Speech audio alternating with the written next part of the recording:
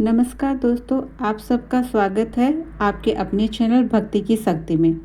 आज हम आप सभी के लिए सर्तिला एकादशी व्रत की बहुत ही पावन और सुंदर कथा लेकर आए हैं, जो स्वयं भगवान विष्णु ने नारद मुनि को सुनाई थी। माघ मास की कृष्ण पक्ष की एकादशी को सर्तिला एकादशी कहा जाता है। इस एकादशी का विशेष महत्व है।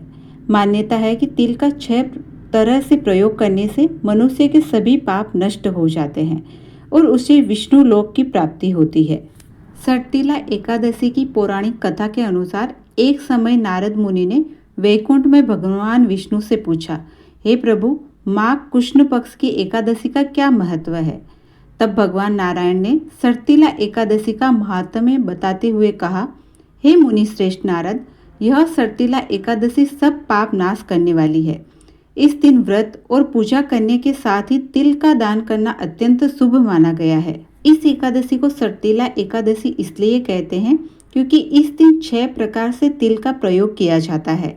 तिल का दान, तिल से स्नान, तिल का हवन, तिल से तर्पण, तिल का भोजन और तिल का उपटन। इन उपायों को करने से जीवन में संपन्नता आती है। आगे भगवान श्री हरि नारद मुनि को एक कथा सुनाते हुए कहते हैं, एक बार की बात है, एक नगर में एक ब्राह्मणी रहती थी। वह भगवान विष्णु की परम भक्त थी। उसका मन अत्यंत पवित्र और धर्म में रमा हुआ था। वह प्रतिदिन स्नान करती, भगवान विष्णु का पूजन करती और सभी व्रतों के नियमों का कठोरता से पालन करती थी। उसकी दिनचर्या पूरी तरह धर्ममय थी, लेकिन उसमें एक बात की कमी थी। उसने अपने जीवन में कभी दान नहीं किया था, न किसी ब्राह्मण को अन्न दिया और न ही किसी भूखे को भोजन कराया। एक समय वह 1 मास तक भगवान विष्णु का व्रत करती रही, जिससे उसका शरीर अत्यंत दुर्बल हो गया।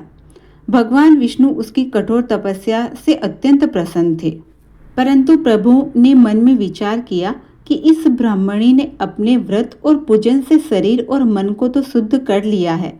मृत्यु के बाद यह वैकुंठ लोक अवश्य पहुंचेगी, लेकिन इसने कभी अन्न का दान नहीं किया। यदि यह वैकुंठ लोक पहुंच भी गई तो इसकी तृप्ति कठिन होगी। भगवान विष्णु ने सोचा कि इसे दान का महत्व समझाना आवश्यक है।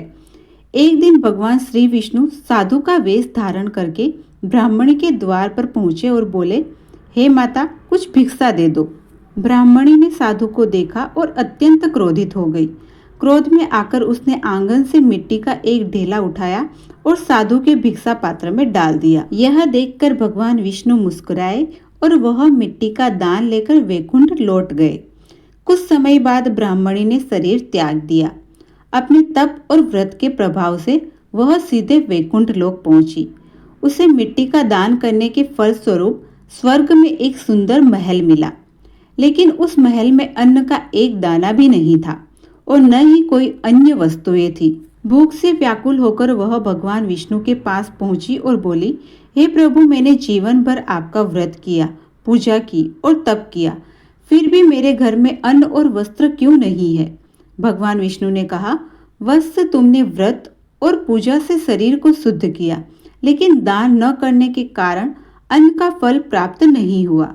फिर भगवान विष्णु ने कहा, पहले तुम अपने घर जाओ और देव कन्याओं से सर्तिला एकादशी व्रत का महात्म्य सुनो और विधि विधान से इस व्रत का पालन करो। तुम्हारी सारी गलतियां क्षमा होगी। ब्राह्मणी अपने घर गई और देव कन्याओं से सर्तिला एकादशी का महात्म्य सुना। देव कन्याओं ने बताया कि इस दिन तिल से स्नान, उपटन, हवन, भोजन और तिल का दान किया जाता है। उन्होंने कहा कि सर्तिला एकादशी के दिन जितना तिल का दान किया जाता है, उतने 1000 वर्ष वैकुंठ लोक में सुख प्राप्त होता है। भगवान विष्णु की आज्ञा से ब्राह्मणी ने पूरी विधि विधान से सर्तिला एकादशी का व्रत का पालन किया। उसने तिल का दान किया, भूखों को भोजन कराया और सच्चे मन से भगवान विष्णु का स्मरण किया। व्रत के प्रभाव से उसके सभी पाप नष्ट हो गए, सारी गलतियां क्षमा हो गई और वैकुंठ लोक में उसका घर अन्न और धन से भर गया। माघ मास में किया गया तिल का दान दरिद्रता, रोग और पाप तीनों का नाश करता है। मान्यताओं के अनुसार जो भी भक्त श्रद्धा से सर्तिला एकादशी का व्रत करता है और अपने सामर्थ्य के अनुसार तिल का दान करता है, उसके जीवन से अन्न की कमी, धन का अभाव और कष्ट दूर हो जाते हैं। तो यह थी सर्तिला एकादशी व्रत की पावन कथा। यदि आपको यह कथा अच्छी लगी हो तो कमेंट में जय श्री हरि जरूर से लिखिए और आपके अपने चैनल भक्ति की शक्ति को सब्सक्राइब जरूर करें। भगवान श्री हरि आप सभी की मनोकामनाएं पूर्ण करें। मिलते हैं अगली वीडियो में, तब तक के लिए धन्यवाद। जय श्री श्याम।